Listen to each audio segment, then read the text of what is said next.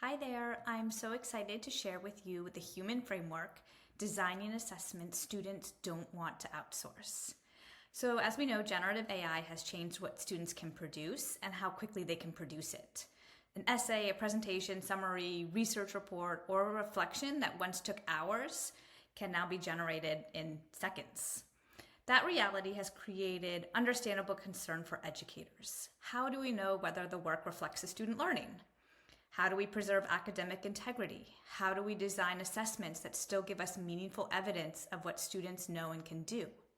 Today, I want to offer a practical and hopeful response to those questions.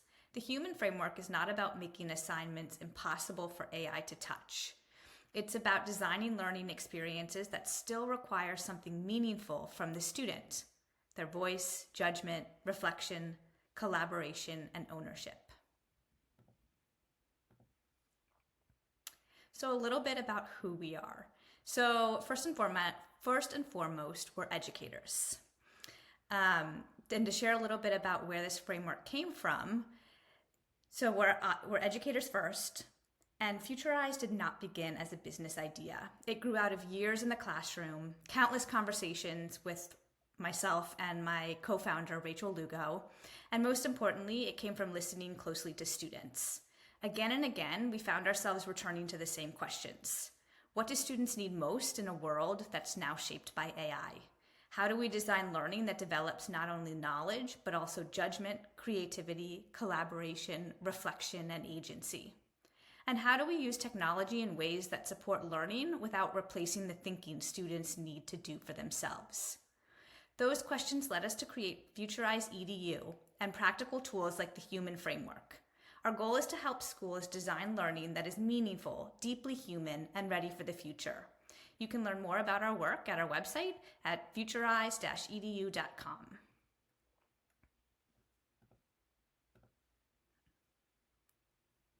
So, what counts as evidence of learning? So let's begin with a question. So, what counts as evidence of learning in an AI-shaped world? Is it an essay? For a long time, right, we've treated essays as evidence of learning. We assign an essay, we collect it, and we evaluate the finished writing, and that tells us something about what students have learned. Is it a presentation, right? The same is true of presentations. Students research a topic, they create slides, present their findings, and again, we evaluate what they produced. Maybe it's a summary, right? We ask students to summarize a text to demonstrate their comprehension. Sometimes we ask students to create study guides, right? To organize information and help to prepare them for an assessment. Maybe it's a reflection. So we ask them to reflect on their progress, their choices, their growth. Or of course, the ever popular research report, whether that be writing or a poster or whatever evidence it is of learning that they've created through the research process. Right? All of these can provide useful evidence of learning, but as we're finding out, they also share a vulnerability, because today, AI can produce every single one of these products. It can draft the essay, design the presentation, write the summary, build the study guide, generate the reflection, and assemble the research report. So this does not mean that these products no longer matter. Right? It just means that the product alone is no longer enough. When AI can produce the product, we have to now design for the learning. So one response to this challenge has been to focus on detection, right? Detection asks, did AI make this? Right? There's tools out there to help us do this. We all know that those tools are only so good. We do things like examine word choice. We compare writing styles. Right? We use software that claims to identify AI-generated text. We look for anything that seems inconsistent with a student's usual work. But detection is not a sustainable foundation for assessment. Right? They're imperfect. AI-generated language has become increasingly difficult to distinguish from human writing. A system built primarily around suspicion can also damage trust between students and teachers. Right? We've had that conversation with a student, I'm sure at this point, asking them, trying to get to the bottom of, did you actually write this or was it AI? More importantly, detection keeps our attention on the wrong end of the learning experience, right? It happens after the product has already been submitted. Whereas human-centered assessment design begins much earlier in that process. I saw this tension myself in my own classrooms when students were using AI during an argumentative writing unit. I could have spent my energy trying to determine whether a sentence sounded too polished or whether a tool had helped too much. But instead, I asked students to show me the decisions behind the writing.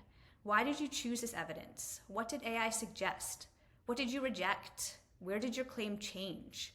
Those conversations told me far more about their learning than any detection could have.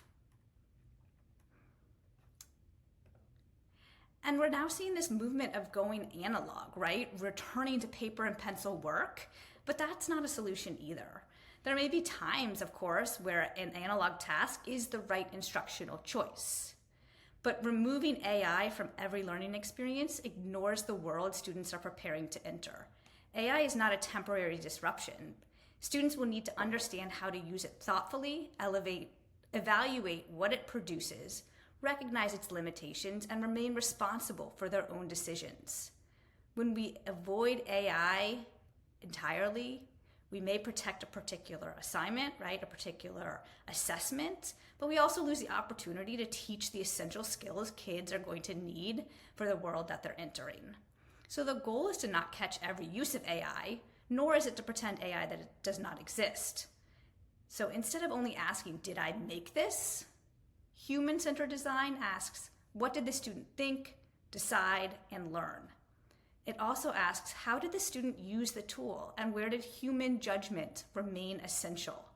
That shift moves us away from suspicion, avoidance, and after-the-fact policing, and towards process, evidence, ownership, and responsible AI use.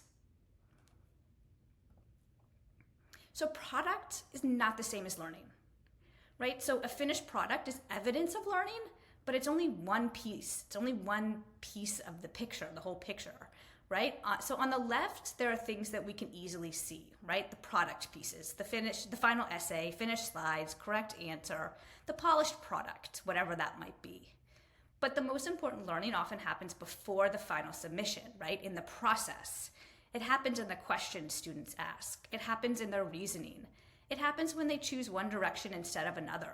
It happens when they revise an idea, weigh evidence, use judgment, respond to feedback, or reflect on how their thinking changed.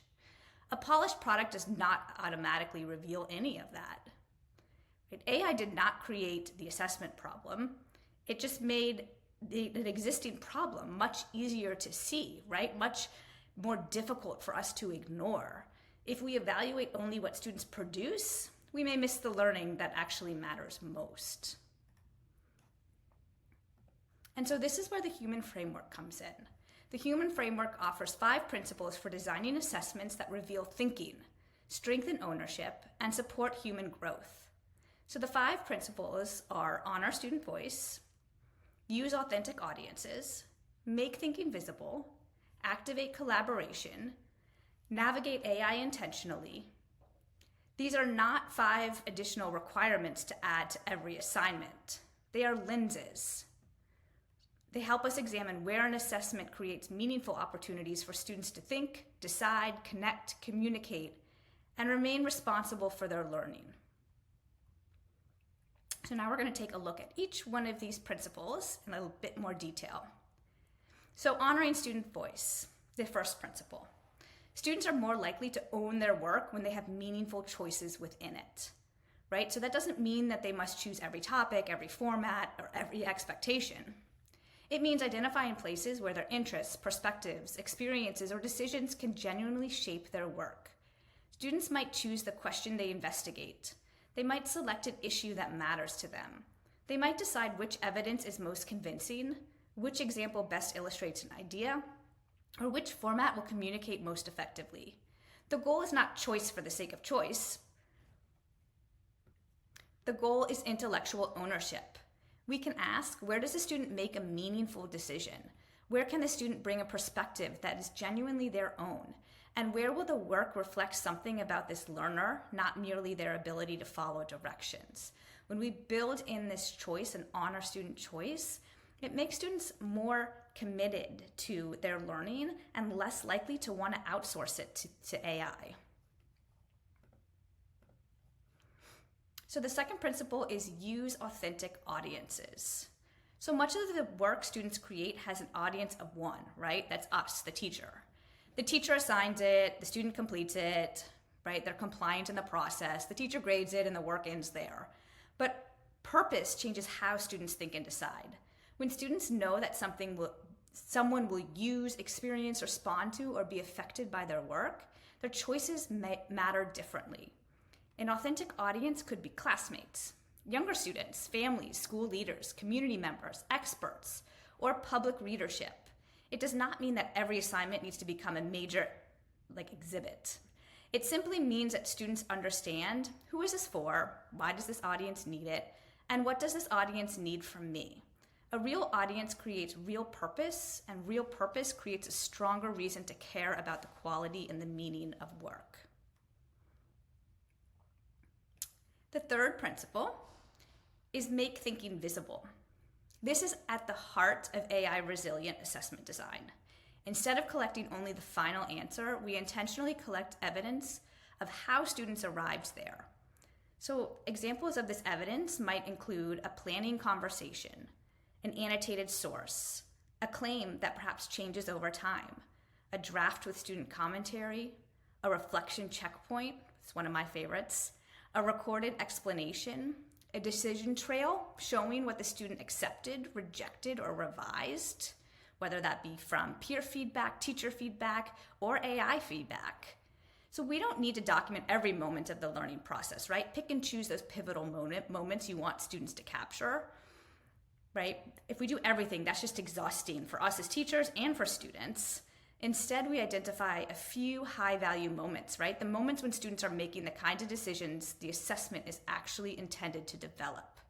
The goal is to capture the thinking, right? What got the student to the final process rather than just that endpoint. The fourth principle is activate collaboration. So learning is often strengthened through interaction with others, right? And this is the piece of learning that AI can't replace, that idea of collaboration, of being in community with others, right? Students develop ideas through dialogue. They notice gaps when someone asks a question. They refine their thinking through feedback they get. They learn to listen, explain, negotiate, contribute, and revise. But simply putting students into groups does not automatically create meaningful collaboration, right? We all know that. We've seen that before, where one person ends up doing all the work. Collaboration should require intellectual exchange. Students might participate in a peer consultancy. They might test an idea with classmates. They might compare interpretations, critique a proposed solution, or make a shared decision. They should also remain accountable for how they respond. What feedback did they receive? What did they change? And what did they choose? Oops, I realized that I didn't switch the slide. There you go, that's gonna help. And what did they choose not to change? And why, right? The why is an important piece of this question. The collaboration becomes evidence of learning when students must think with others, not simply dividing the work among themselves. Okay, let's change the slide. There we go, got it this time. So the fifth and final principle is to navigate AI intentionally. So this question is not simply whether AI is allowed or if it's prohibited. The question is, what role should AI play in this particular learning experience? And what role must remain with the student? So AI might help a student brainstorm possibilities. It might generate practice questions, suggest search terms, or sources for information. It might organize notes, clarify directions, or provide feedback on a draft. But the essential part is the student must still evaluate that output, right? They must determine what is accurate, useful, appropriate, aligned with their purpose, and check, right? Do their due diligence and check other sources. Intentional AI use requires three things: clear boundaries from us as the teachers, disclosure, this is so important that if you're going to use AI, students must disclose that. And human judgment is still an important piece of this. Students should know what AI may support, what they must do independently, and how they will explain the decisions they made while using it. So be explicit with them about what you want and what you don't want. The goal is not to pretend that AI does not exist. The goal is to help students use it without surrendering responsibility for their own thinking. What I always tell my students is that the thinking needs to begin and end with them. So they do the thinking first. They use AI as a thought partner to challenge their thinking, to find holes or gaps in their thinking. And then the thinking must end with themselves, right? To evaluate that output and decide what parts of it they want to use, reject, check. So it's kind of like a nice little sandwich. Start the thinking with you, use AI as a thought partner, and then end the thinking with you. So together, these 5 principles shift assessment away from a single polished product and toward a much richer picture of learning that includes that process. So we honor student voice so that work carries genuine ownership. We use authentic audiences so the work has purpose beyond a grade. We make thinking visible so we can see how ideas develop. We activate collaboration so students strengthen their thinking with and through others. And we navigate AI intentionally so technology supports learning without substituting for it. An assessment does not need to maximize every single principle. So when you're designing an assessment, you don't need to use every single one of these principles, right? So it's not necessarily, this framework is not necessarily a checklist for creating the perfect assessment. It's a way to notice what's missing and identify where one meaningful change could strengthen the learning experience. So it might be you start with one change, right? And then as you become more comfortable using the framework, then you push yourself to maybe add 2 of the different, to make changes based on 2 of the principles and look at it through a different lens. And then, you might get to the point where you design an assessment using all 5 principles, which is absolutely possible and something that I've been doing with all of my assessments. But it didn't, happen overnight. So give yourself some grace and just make one small step at a time. So let's look at an example. We can look at an example of kind of a traditional research presentation. So imagine this or a familiar assignment, right? So research an environmental issue. Create a slideshow explaining the problem and possible solutions. And then present your findings to the class, right? Maybe it's not an environmental issue, but we've all assigned this project, right? Do the research, learn about it, and then present to your class. So there's nothing inherently wrong with this task, but there are several places where the learning may remain thin or even invisible. So first of all, the structure is largely selected by the teacher. The teacher may be the only meaningful audience, right? The teacher and whatever classmates happen to be in that class with you. Much of the students' thinking happens privately. Collaboration is optional, it's not required. And the role of AI is not really defined, right? It's unclear. So AI can now suggest the issue, can locate the background information, create an outline, generate the slide text, recommend solutions, and even draft the speaker notes. So the student may submit a polished presentation without really demonstrating much judgment, synthesis, or ownership, or learning for that matter. The problem is not simply that AI could complete the assignment. The problem is that the assignment asks for very little evidence of the student's learning process. But let's compare this more traditional assessment or assignment with one that is human-centered, right? So we're going to redesign the same assessment through the human framework. So students first begin by choosing an environmental issue that affects a place or community that they genuinely care about, right? Maybe that's someplace local in their community or even at their school, right? That honors students' voice. They create their proposal for an authentic audience. Maybe you're tasking them with presenting to school leaders or families or a community organization or even local decision makers. That gives the work a real purpose. Students document key moments in their process.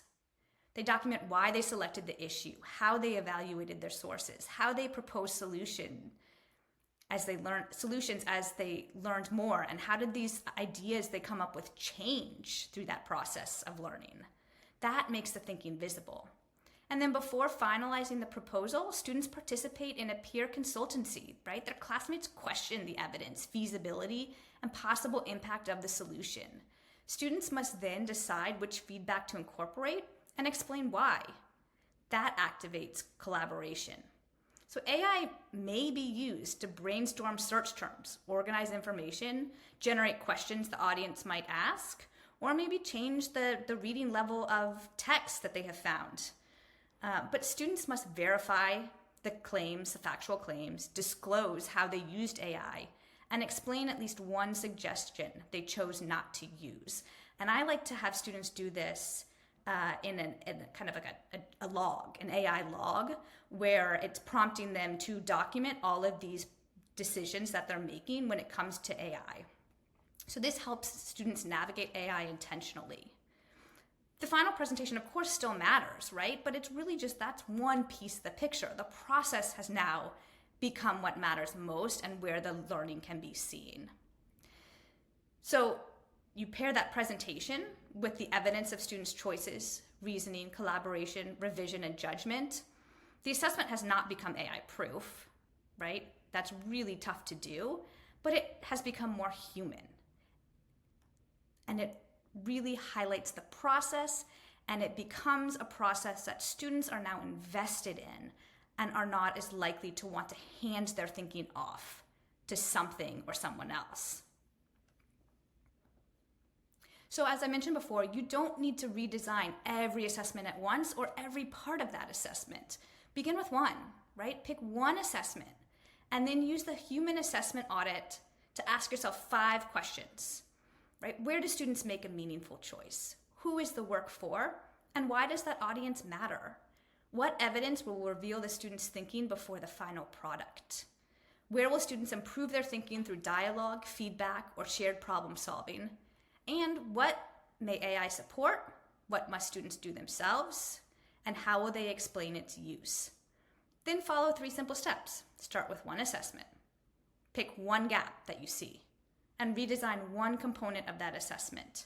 Maybe the assignment needs a more authentic audience. Maybe it needs one reflection checkpoint. Maybe students need to explain a source decision. Maybe the AI expectations need to be more specific and clear. A small design change can provide much stronger evidence of learning. Once you've changed one component and redesigned one component, then build on that, right? Next time pick 2, then 3.